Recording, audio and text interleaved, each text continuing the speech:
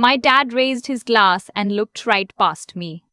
To my son, he said, the man who built something real. The whole ballroom clapped. My brother stood up and hugged him. My sister-in-law wiped a tear. And I sat at table 7, the one near the kitchen, the one where you could hear the servers arguing about whose turn it was to refill the bread. And I thought about the invoice I had approved 2 months ago for this exact room. $14,200 for the venue rental. I had signed it with my own name. My name is Maya. I'm 31. And for the last 4 years, I have been the invisible engine of a family that didn't know I existed until the moment I stopped. Let me back up. Growing up in our house outside of Savannah, Georgia, the story was always simple. My brother Daniel was the one who was going somewhere. He was 3 years older, broad-shouldered, loud in the way that rooms responded to. He played baseball through high school, got partial scholarship to Georgia Southern, graduated with a business degree and a handshake kind of confidence that my father had always wished he'd been born with. I was the one who stayed in her room. I drew. I designed things on a second-hand laptop my mom's co-worker had given us. I taught myself Photoshop from YouTube tutorials at 14. By the time I was 17, I was making small logos for local businesses. A barbecue place on Route 17, a hair salon 2 towns over, charging $200 a project and feeling like I had stolen something. My father called it a hobby. He said it with a kind of gentle pity that was worse than contempt. "That's sweet, Maya," he'd say, looking over my shoulder at whatever I was working on. "But you need something to fall back on." When Daniel opened his event coordination business at 26, my father drove 4 hours to be there for the ribbon cutting. He was in the local paper. My dad framed it. When I landed my first corporate design contract at 24, a SaaS startup in Austin that paid me $6,800 for a brand refresh, I told my parents over Sunday dinner, and my dad said, "That's good. Is that a one-time thing, or do they pay you every month?" I said it was project-based. He nodded slowly, the way he did when he was being careful not to say what he actually thought. "Well," he said, "Daniel's hiring. You could always do the administrative stuff while you figure out your next step." I was already on my second contract by then. I said nothing. I ate my green beans. I drove home and cried in a parking lot outside a Walgreens for about 12 minutes, which felt like the right amount. Here is what nobody knew. By the time I was 26, I was making more money than anyone in my family. Not a little more, a lot more. The design work had grown steadily. Retainers, brand systems, UI work for tech companies that didn't care where I lived as long as the files came in clean. I moved to Atlanta. I worked from my apartment in a building with good light and very quiet neighbors. I drove a used Civic. I didn't talk about money because I had grown up in a house where talking about money meant either bragging or asking, and I didn't want to do either. But I watched my family struggle, and I couldn't turn it off. My parents' house needed a new roof in the fall of my second year in Atlanta. The estimate was $11,400. My dad mentioned it in passing on a phone call, not asking, just venting. And 2 days later, I called the contractor directly and paid the deposit from my business account. I told the contractor to say there had been a pricing error and the original quote stood. I don't know if he believed it. He cashed the check. My mom's car needed a transmission replacement. I paid it through a third-party auto shop and told them to bill it as warranty work. My mom thought she'd finally gotten lucky with a dealership. Daniel's business had a rough first year. He called me once, embarrassed and halting, and asked if I could loan him something to cover payroll for 2 weeks. I sent him $9,000 and told him not to worry about paying it back. He said he would. He didn't, but that's fine. That wasn't why I sent it. There was the time my parents' water heater went. The time my dad's truck needed new brakes. The time my mom got a medical bill from an out-of-network specialist that her insurance denied. $3,000, and she cried on the phone thinking I wasn't listening. I was always listening closely.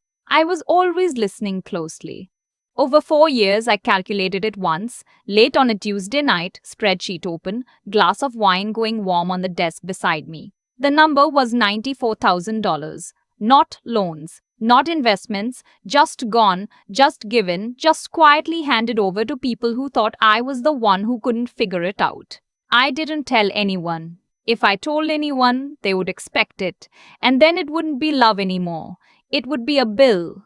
Daniel's wedding was in April. The venue was a restored plantation house 40 minutes outside of Savannah, his fiancee's choice. A beautiful old property with white columns and live oaks draped in Spanish moss. I had seen the estimate when Daniel called me in a panic in January. "We're $22,000 short," he said. "Between the venue deposit and the catering minimum, we don't have it yet." The business had a slow quarter. I asked him to send me the contracts. He sent them that night. I looked them over. I called the venue coordinator the next morning, gave my card details, and structured the payments as a gift loan, meaning in my own records I called it a loan, but I knew, the way you know things you don't want to write down, that it was never coming back. The venue, $14,200, the catering deposit, $5,800. A florist my sister-in-law had wanted who required full payment upfront, $3,100. And the rehearsal dinner, which my parents couldn't afford to host properly, which I quietly subsidized through a check written to my mother described as extra birthday money, $4,400. Total, $27,500. I sat at table 7 at that wedding in a green dress I had bought on sale. I drank the champagne that I had paid for. I watched my father raise his glass to my brother and I smiled, because what else do you do? Then my father looked across the room and found me. Really found me, like he was surprised I was there. And he said into the microphone with the easy warmth of a man who has never questioned himself once. "And Maya's here too, still doing her little art thing. We keep telling her to find something stable, but..." He laughed and the room laughed with him. "You know how she is." My sister-in-law laughed. My brother smiled the apologetic smile of someone who isn't sorry enough to say anything. My mother looked at her champagne glass. I sat very still. I thought about the florist invoice. I thought about the roof. I thought about my mother's car, still running on a transmission I had paid for, parked outside this building I had paid for, at a wedding I had largely funded, while my father explained to a room full of people that I was the family's cautionary tale. I put my napkin on the table. I got my clutch. I walked out through the side door past a server with a tray of crab cakes, and I stood in the parking lot in the April Georgia heat and I made a decision. No more. I didn't make a speech. I didn't send a text. I drove back to Atlanta that night, 4 hours, windows down, radio off. I thought about a lot of things. I thought about a version of myself that keeps absorbing this, that tells herself family is family, that talks herself into one more year of invisible maintenance. I thought about her for a long time and I felt very sorry for her. Then I started making calls on Monday morning. The first call was to the contractor who had done my parents' roof. I explained that I was the one who had paid and asked for a receipt in my name. He sent it. The second was to my accountant to understand what documentation I had and what I didn't.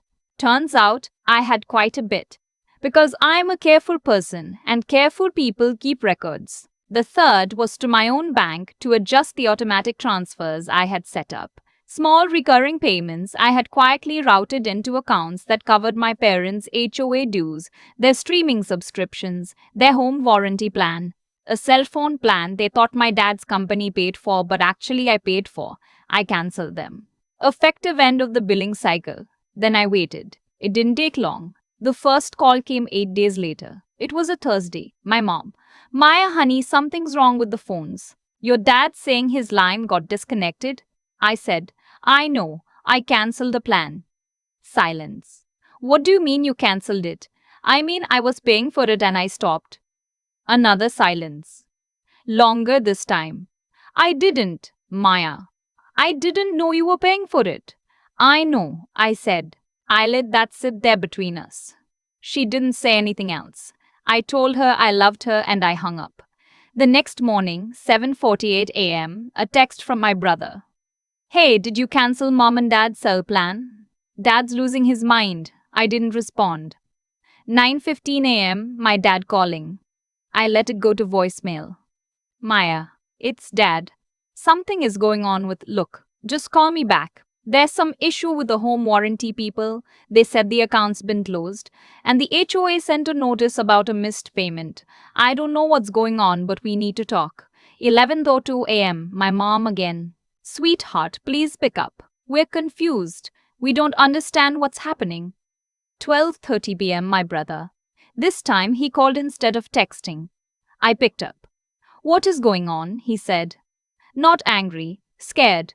I said, I've been paying for a lot of things in this family for 4 years and I've stopped. That's what's going on. Quiet. What things? Mom's car transmission, dad's roof, your payroll loan that I told you not to worry about and you never mentioned again, the rehearsal dinner, the venue deposit for your wedding, the florist, a lot of other things. More quiet. I could hear him breathing. Maya, he finally said. I didn't know about all of that. I know, I said again, nobody did. That was the point. He didn't say anything for a long time. I'm sorry, he said, about what dad said at the wedding. I should have said something. You should have. I agreed. But you didn't. I wasn't cruel about it. I wasn't cold. I was just finally, for the first time in 4 years, telling the exact truth. My father called back at 2:17 p.m. I picked up. He started with logistics, the HOA, the warranty. He wanted to know what had happened and how to fix it. His voice had that tight, controlled quality it got when he was embarrassed but needed to perform competence. I let him get through the questions. Then I said, Dad, do you remember what you said at Daniel's wedding? Into the microphone in front of everyone. Pause. I was just joking around, Maya. You said I do my little art thing. You said I knew my little art thing. You said I need to find something stable. You laughed, and everyone laughed, and then you moved on like it was nothing. I didn't mean anything by it. I know you didn't, I said. That's actually the part that bothers me the most. You genuinely don't think there's anything wrong with it. You don't think about what it cost me to sit there and smile. You don't think about what I've been carrying for 4 years because I love this family and didn't want you to struggle. Silence. I've spent $94,000 on this family since 2021. I said the number slowly, clearly. Your roof, mom's car, Daniel's payroll, the HOA, the cell plan, the wedding. $94,000. And I never said a word because I thought that was what love looked like. I could hear my father breathing. Maya, I'm not asking for it back, I said. I'm not here to fight about it. I just want you to understand what was real. While you were telling people I couldn't figure my life out, I was the one making sure the lights stayed on. I need you to know that. He didn't speak for a long time. When he did, his voice was different. Quieter. I didn't know, he said. I know you didn't, I said for the third time. That's what I'm telling you. I want to be honest about the next part because I have seen enough of these stories to know how people expect them to end. The tearful reconciliation, the father who finally sees, the daughter who forgives and rejoins the family table and everyone is healed. That's not what happened. What happened is that my dad sent me a long text 2 days later that was half apology and half explanation, and honestly I've read it 4 times and I'm still not sure which half was bigger. My mom called and cried and said she was sorry she hadn't seen it, and I believed her because I think she genuinely didn't. My brother came to Atlanta the following weekend and sat in my apartment and said very little for about 2 hours and then said, I don't know how to make this right. I told him I didn't either, but showing up was a start. I did not restore the accounts. I did not re-enroll my parents in the cell plan or reinstate the HOA automatic payments. I offered to help my parents set up a budget once as clearly and respectfully as I could. My dad said they'd figure it out. I said okay. There is one thing I did do. My brother has a daughter. She's 6, Just starting to show that particular kind of serious curiosity that reminds me of myself at that age. Always drawing something, always wanting to know how things worked. I set up a 529 education savings account in her name. I put $10,000 in it to start. I'll add to it every year. Her parents don't know the amount. I just told them it existed and it was for her, and they didn't need to do anything with it. She didn't do anything wrong. She's 6. She draws horses. I live in Atlanta. I work from my apartment with good light and very quiet neighbors. Last month, I signed a retainer with a fintech company in Denver that is the largest contract I have ever had, and I celebrated by ordering extremely good Thai food and watching 3 episodes of a show I'd been meaning to start for months. I still love my family. That part didn't go away. I think that's the thing about love. It doesn't stop just because you've decided to stop destroying yourself in its name. What I have now is a version of love that doesn't require me to disappear inside it. I call my mom on Sundays. I talk to my brother when there's something real to say. My dad and I have had 2 conversations since April that were actually conversations, not performances, not him explaining the world to me, but actual talking. They were short, they were a start. I don't know what the next chapter looks like. I don't need to. I just know that I signed my name on a contract last week that will pay me more in 6 months than my father has ever made in a year. And I didn't tell anyone, and it didn't feel like a secret this time. It felt like mine. I've thought a lot about why I kept going for so long. 4 years, $94,000. Roof repairs and car transmissions and payroll gaps and wedding florals and rehearsal dinners, all of it moving quietly out of my account and into a family that had already decided who I was. And I think the honest answer is that I didn't know how to separate love from proof. I thought if I kept giving, eventually the math would add up to something. Eventually they'd see it. That's not how it works. I know that now. What I've come to understand, slowly, the way you understand things that hurt, is that the story other people tell about you has almost nothing to do with you. My father looked at my life and saw instability because he was looking for a job title, a company name, something he could explain to his friends in one sentence. He couldn't see what I had built because it didn't look like what he'd been taught to look for. That wasn't cruelty exactly. It was a kind of blindness. But blindness still does damage, even when it isn't meant to. The thing about carrying people quietly is that it teaches them over time that the floor is just there. They stop thinking about who laid it. They stop wondering how it holds. They walk across it every morning, and they worry about other things, and you watch them, and you keep laying more floor, and somewhere in there you forget that you are also a person who needs ground to stand on. I was 31 years old, sitting at table 7 at a wedding I had funded, listening to my father explain to a room full of people that I hadn't figured out my life yet. And the thing that finally moved in me wasn't anger. It was clarity. Just this quiet, arriving clarity that said, you are allowed to stop. Stopping wasn't punishment. I want to be clear about that. I didn't cancel those accounts to make my family suffer. I cancelled them because continuing would have meant agreeing at some level that what they believed about me was true, that I owed this, that my value to the people I loved was measured in what I could silently absorb and provide. I wasn't willing to keep agreeing to that. The hard thing about integrity is that it requires you to act the same whether or not anyone is watching. I had spent 4 years being generous in the dark. The growth was learning to be honest in the light.